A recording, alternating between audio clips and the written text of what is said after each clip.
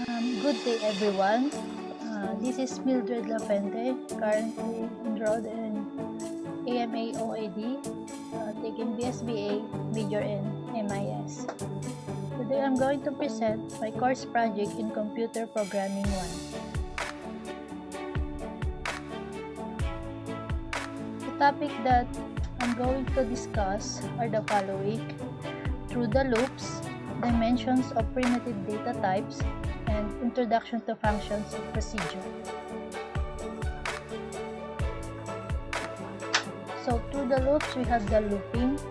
When we say looping, it is a repetition of series of statements based on the provided condition. And here we have the iteration. Iteration allows us to simplify our algorithm by stating that we will repeat certain steps until told otherwise.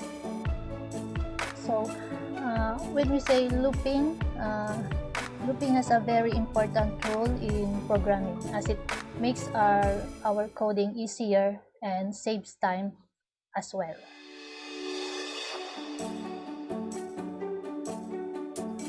So next we have the phases of looping statement. First, we have the initialization. In initialization, we have the counter. Counter set as an initial value and it manages the flow of the loop. The second one is the body. The body, the statement inside the block. Next is the condition. In condition, expression is evaluated and dictates whether the loop should start or continue. And lastly, number 4, the increment or decrement. When we say increment, variable is added by certain constant. And its counterpart, decrement, this variable is subtracted by certain constant. So in C++, we have 3 looping statements. These are the following: for loop, while loop, and do-while loop. So when we say for loop, initialization, condition, increment, or decrement phases occur within the parentheses of the statement. It is range-based. Only the body is separated. Next is the while loop. The condition is evaluated before the body is executed. So the initialization phases does not occur within the looping statement or the parentheses of the statement. The increment-decrement happens at the end of the body. Next is the do-while loop. Initialization occurs outside of the actual looping statement. The statements within the body are executed first. And the condition is evaluated, checking whether to continue or stop at all. So here I made a sample video using the for loop statement.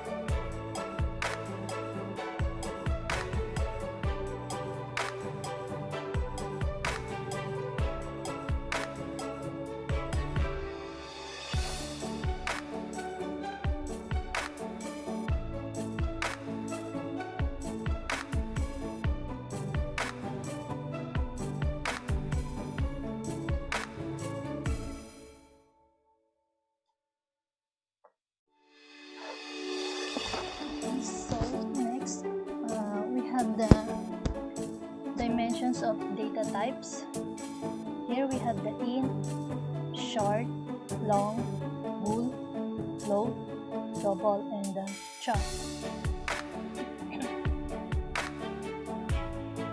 So here, I'm going to start about the array. So in array, variable that contain more than one value of similar data types. So here we have the data type variable name size. The sizes have consists of two. We have the one-dimensional array and